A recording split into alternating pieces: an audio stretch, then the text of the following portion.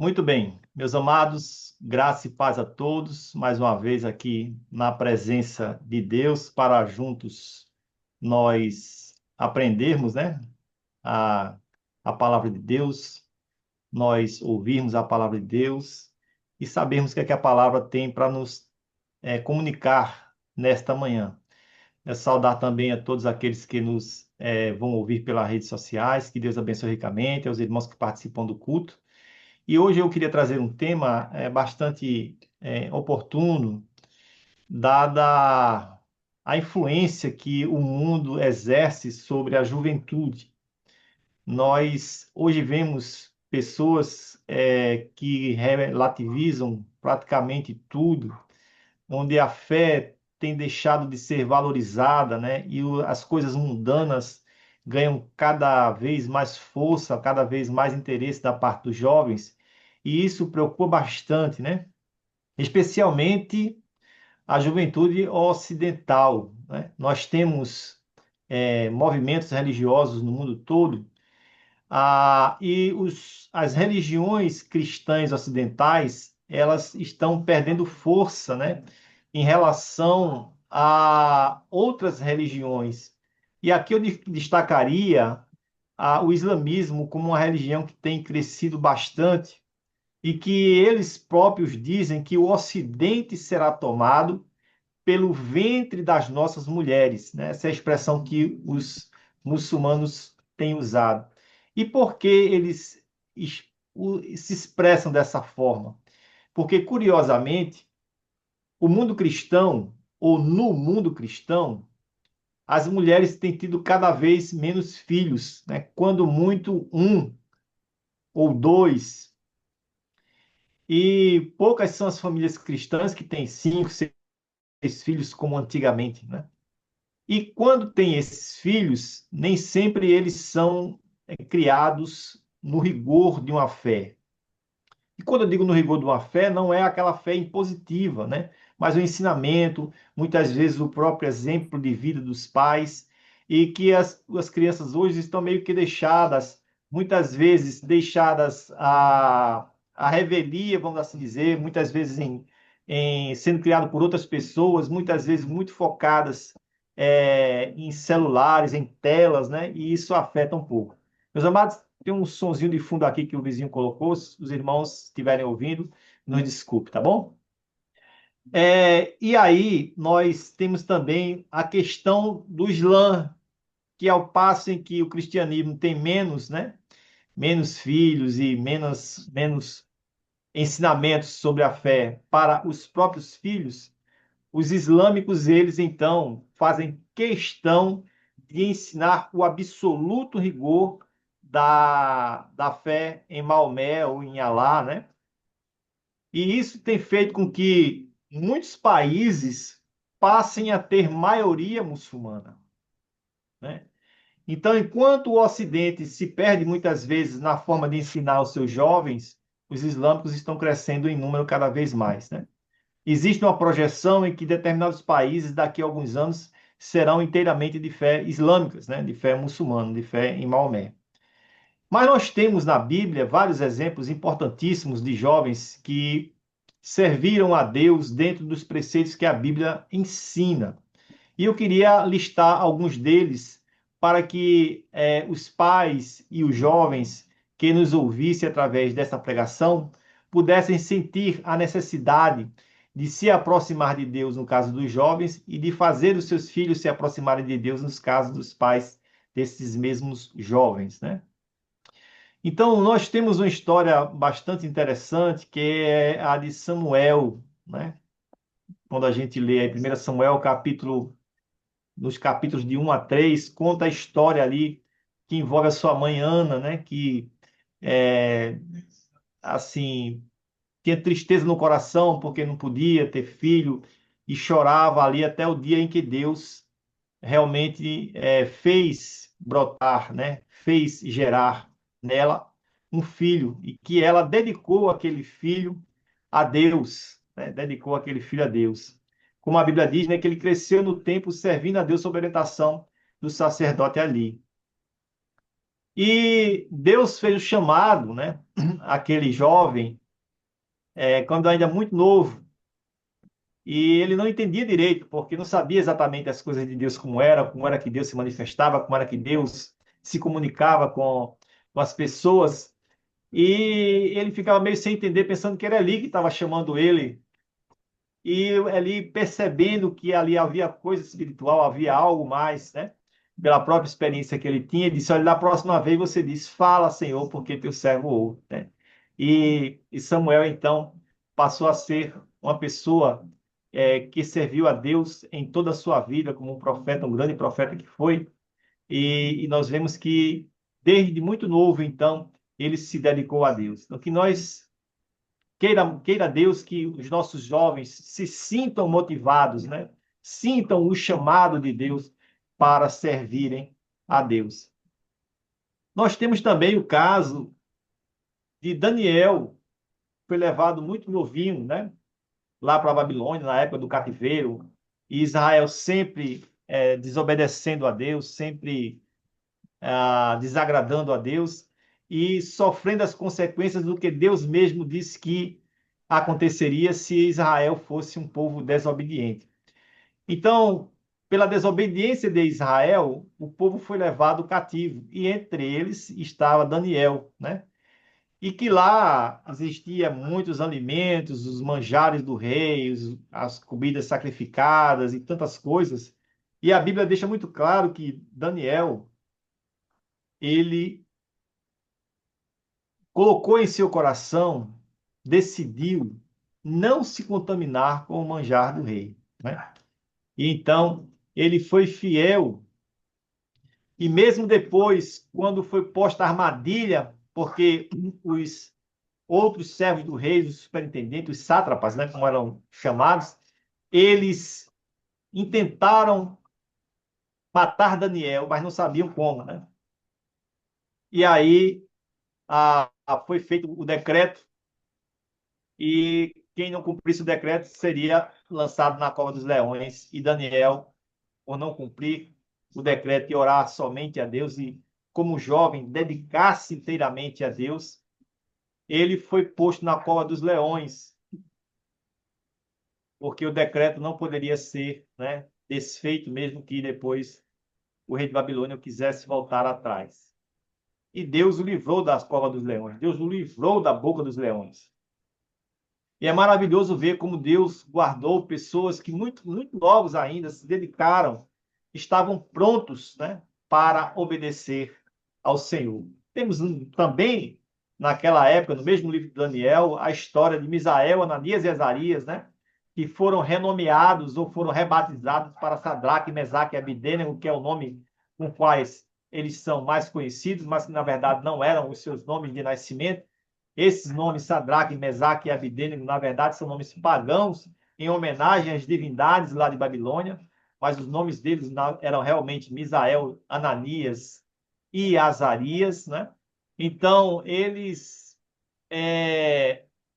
também foram postos ali à prova, né?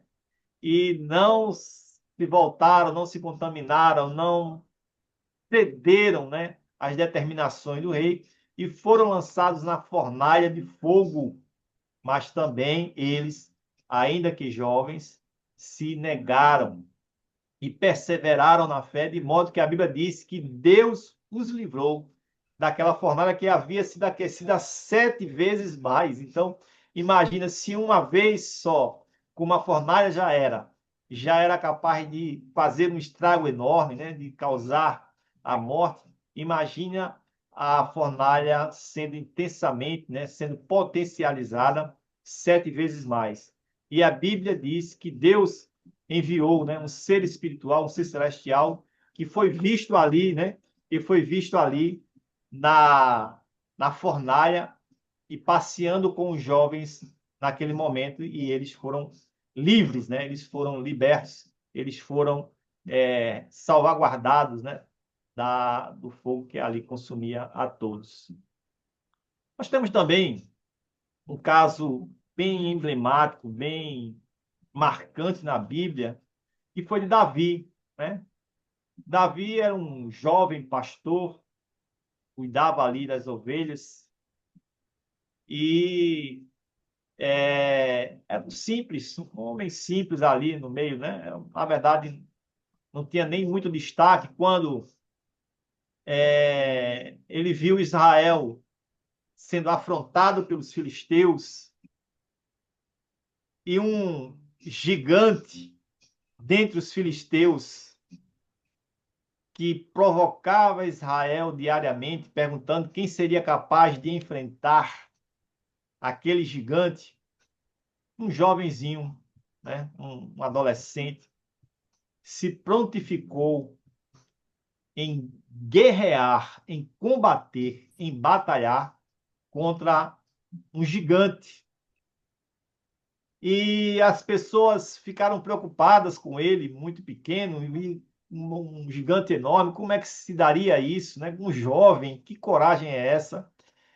E Saul resolveu dar a armadura para ele vestir, mas era tão pequeno, a armadura de Saul grande, ficava sem jeito, sem possibilidade, sem movimento, peso. Ele disse: não, não quero nada disso, né? E ele foi somente combater ao gigante com uma funda, né? E um cheixozinho. Está lá em a história de Davi toda, né? Samuel 16, 17 também conta.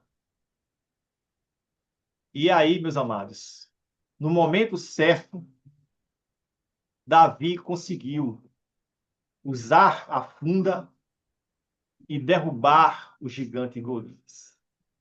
Então veja que coisa maravilhosa é quando os jovens se colocam na mão de Deus.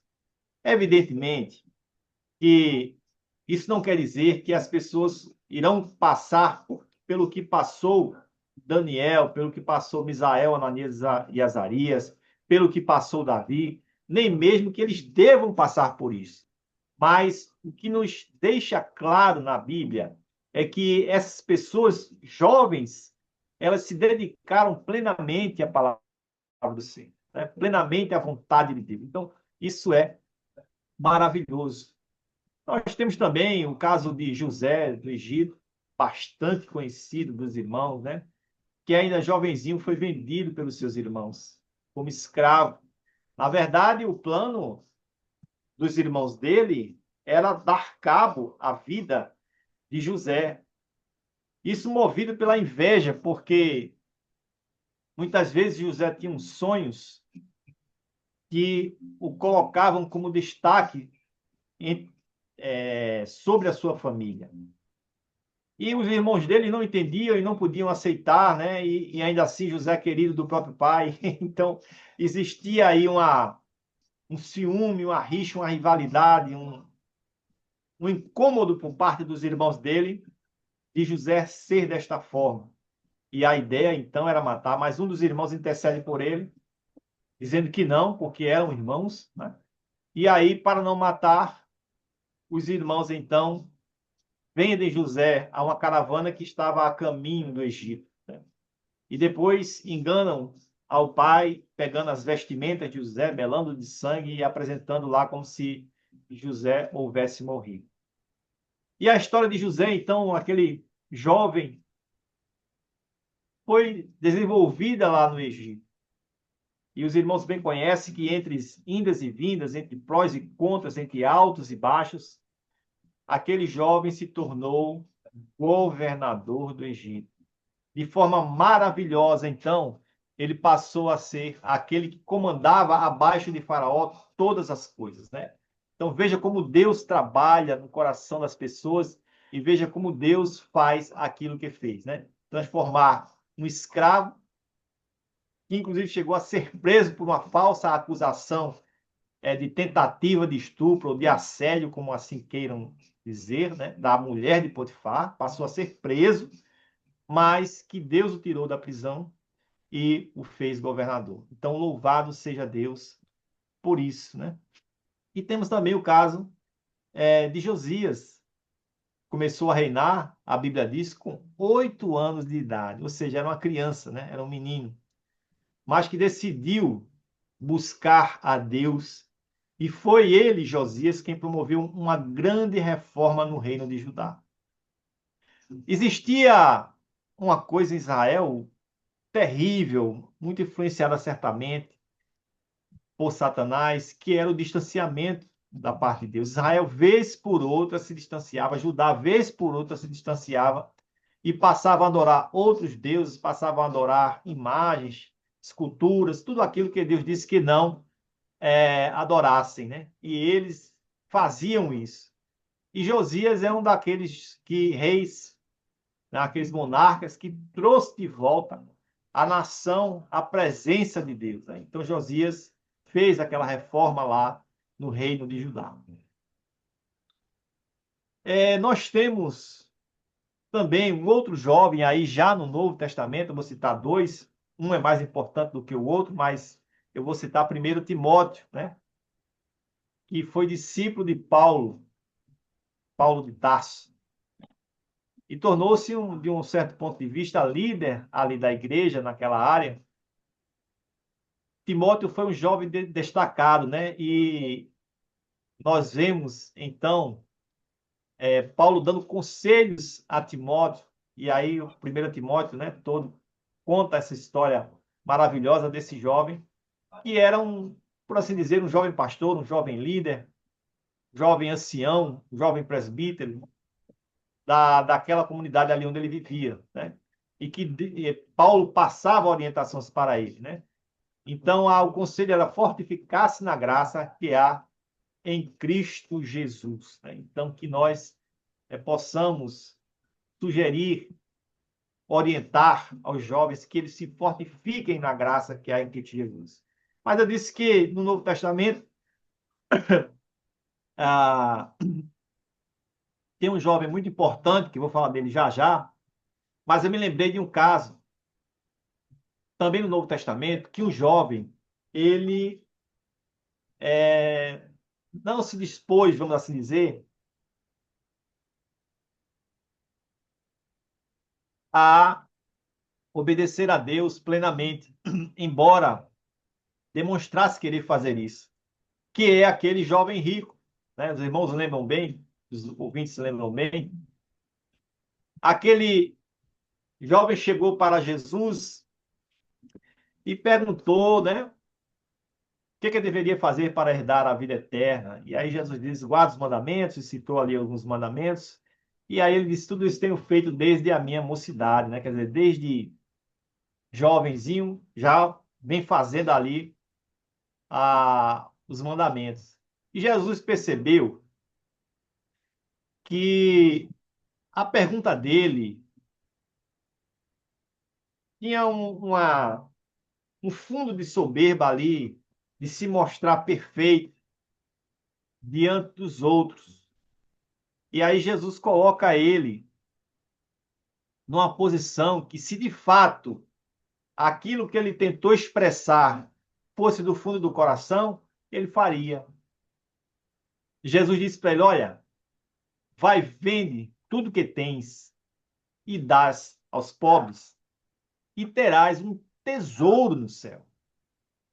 E aí aquele jovem baixou a cabeça e foi embora, e a Bíblia diz, porque possuía muitos bens.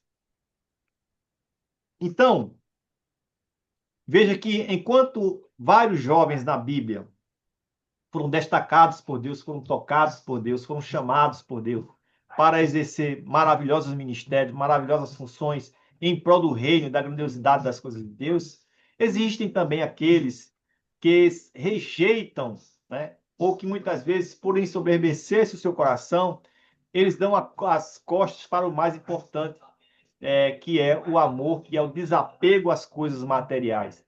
Quando Jesus disse isso para aquele jovem, isso não significa dizer que todas as pessoas têm que se desfazer das suas coisas para entregar tudo a todos e servir a Jesus. A pessoa pode servir a Jesus com suas próprias posses, mas o que Jesus fez ali com aquele jovem foi mostrar que, se ele queria ser perfeito ou mostrar-se perfeito para as pessoas, existia uma forma, né? Restava saber se ele estava disposto a seguir este caminho que Jesus sugeriu para que ele demonstrasse que fosse de fato e verdadeiramente perfeito, né? Mas o último jovem que eu queria falar nesta manhã é daquele que transformou a história da humanidade. Tanto é que no mundo ocidental o tempo se conta antes dele e depois dele. E a Bíblia tem um relato belíssimo lá em Lucas capítulo 2, versículo 49, quando os pais de Jesus, então, tinha 12 anos, né? Foram procurá-lo ali depois de terem participado da festa de Jerusalém. E não encontrando, e todo mundo procurando e percorre, vai para cá, vai para lá, onde está Jesus. E aí encontram-no conversando com os mestres no templo, né? E aí os pais dele chegam perguntando por que ele havia feito isso e tal. E Jesus, com 12 anos de idade, diz: Não sabias que tinham que cuidar dos negócios de meu pai? Né? E este pai de que Jesus falou não era o seu pai adotivo José, mas era o seu pai que o gerou no ventre de Maria, né? O que tornou-o unigênito, que era Deus. Então, Jesus, muito novo, já ciente do seu ministério, já ciente do compromisso de Deus, já reconhecido ali como filho nascido de Deus, né? Gerado de maneira especial no ventre de Maria. Este jovem estava ali no templo, conversando com os sábios da época, né? Tratando das coisas de Deus. Então, meus queridos, que nós, como diz Eclesiastes capítulo 12, versículo 1, lembremos-nos do nosso Criador nos dias da nossa juventude ou de nossa mocidade. Então, meu jovem, minha jovem, você que nos escuta através desta gravação, que você possa lembrar-se do Criador, né? Enquanto é jovem, enquanto tem vigor, enquanto tem toda a sua vida pela frente, para que esta vida seja dedicada a Deus. E você, quando chegar no adiantar da vida, vai olhar para trás e vai ver que obedeceu e fez a vontade de Deus, né? Timóteo, a gente já falou, tem um versículo muito interessante que diz: Ninguém despreze a tua mocidade, pelo contrário, torna-se o padrão, né? Então, que era o conselho de Timóteo, de Paulo a Timóteo, e é o conselho que você também deve receber nesta noite. Ser o exemplo do fiel, né? E não ninguém despreze a tua mocidade.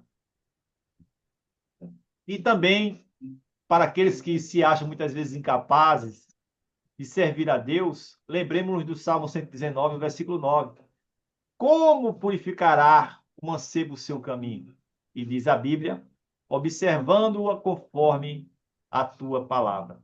Então, meus queridos, que demos a importância devida aos jovens. Jovens, que vocês deem importância devida à fé, para que nós tenhamos não somente a possibilidade da vida eterna que Cristo nos dá através da obediência a Deus, mas que também tenhamos ao nosso redor um mundo melhor, né? Um mundo onde as pessoas respeitem uns aos outros, onde as pessoas amem umas às outras e onde as pessoas sirvam a Deus na beleza de sua santidade. Então, que Deus nos ajude, que Deus nos abençoe, que todos nós possamos cada dia mais meditar na palavra de Deus e que o sirvamos na beleza de sua santidade. Amém? Então vamos orar a Deus, agradecendo as bênçãos que Ele nos dá. Oremos. Maravilhoso Deus, Todo-Poderoso, Pai de eterna bondade e poder, louvamos, Senhor, pelas bênçãos que Tu tens concedido a cada um de nós e que cada jovem, ó Deus, que ouvir esta palavra, que eles possam meditar na importância que tem, ó Pai, e que eles possam te servir para que sejam pessoas dispostas a percorrer a jornada da fé, a anunciar a tua palavra, a falar do teu amor e a te servir, ó Pai, continuamente. que eles possam, Deus, também externar o teu amor para várias pessoas no mundo, para que eles possam também, Senhor, semear a tua palavra e que eles possam continuar te servindo. E aos demais, ó Pai, continua abençoando, estendendo as suas mãos de poder, nos dá um restante de sábado abençoado na tua presença. Ser conosco é o que te pedimos e te agradecemos, no nome maravilhoso de Jesus. Amém.